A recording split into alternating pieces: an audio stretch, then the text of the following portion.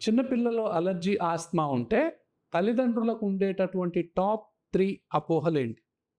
ఒకటి, చిన్నపిల్లల్లో ఇన్‌హేలర్స్ వాడకూడదు. ఒకసారి వాడటం మొదలుపెడితే అలవాటైపోతారు. ఇన్‌హేలర్స్ అనేది చివరి దశలో వాడాల్సినటువంటి మందులు.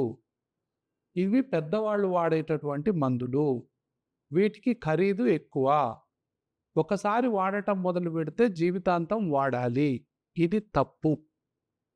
తాళానికి దగ్గ తాళం చెవిలాగా, కరెక్ట్ పాస్వర్డ్ కొడితే సిస్టమ్ ఓపెన్ అయ్యేలాగా ఏ ఇన్‌హేలర్ వాడాలి అనేది చాలా ఇంపార్టెంట్. అది ప్రివెంటర్ ఇన్‌హేలర్ వాడుతున్నామా, కంట్రోలర్ ఇన్‌హేలర్ వాడుతున్నామా, రిలీవర్ ఇన్‌హేలర్ వాడుతున్నామా అనేది చాలా చాలా ముఖ్యం. చాలామంది రిలీవర్‌కు సంబంధించిన ఇన్‌హేలర్ వాడుతూ అది ఎన్నిసార్లు వాడినా కూడా మళ్ళీ మళ్ళీ వాడాల్సినటువంటి పరిస్థితి ఏర్పడుతుంది. ప్రివెంటర్ లేదా కంట్రోలర్ ఇన్‌హేలర్స్ వాడేవాళ్ళు చాలా తక్కువ.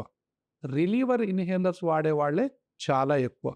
ఇలాంటి పొరపాట్లు గనక మీరు చేస్తున్నట్లయితే తక్షణం సరి అయినటువంటి అలర్జీ, ఆస్తమా వైద్య నిపుణుడిని సంప్రదించి ఈ యొక్క ఎర్రర్స్ ఏదైతే ఉన్నాయో, రాంగ్ ట్రీట్మెంట్ ఏదైతే ఉన్నాయో కరెక్ట్ చేయించుకోండి.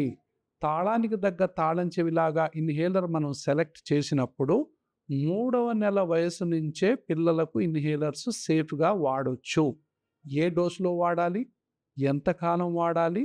ఆ డోసుని ఎప్పుడు తగ్గించాలి? ఏ టెక్నిక్ ద్వారా ఈ మందుల్ని, ఇన్‌హేలర్స్‌ని వాడాలి?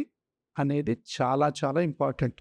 కాబట్టి అనుమానాలు, అపోహలు పెట్టుకొని ఇన్‌హేలర్స్‌కు దూరమైపోయి చిన్న పిల్లల్ని అలర్జీ, ఆస్తమా బాధితులుగానే మిగిలి ఉండిపోయేలా చేసేటటువంటి తల్లిదండ్రులు ఇప్పటికైనా అవగాహన పెంచుకొని పిల్లల్లో ఉండేటటువంటి అలర్జీ, ఆస్తమాకు ఎంత తొందరగా వైద్యం చేస్తే వాళ్ళ పెరుగుదల అంత బాగుంటుంది, వాళ్ళ చదువులు అంత బాగుంటాయి, వాళ్ళ నిద్ర అంత బాగుంటుంది, వాళ్ళ ఆటపాటలు కూడా అంత బాగుంటాయి.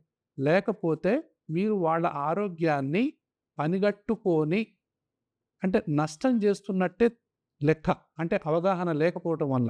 సో, అలర్జీ, ఆస్తమాకు సంబంధించిన ఇన్‌హేలర్స్ మీద మీకు అపోహలు ఉన్నట్లయితే సరియైన డాక్టర్‌ని సంప్రదించి ఆ విషయాన్ని పూర్తిగా తెలుసుకొని పిల్లలకు పూర్తి స్థాయి వైద్యాన్ని పొందాలని చెప్పి ఈ వీడియో చేస్తున్నాం.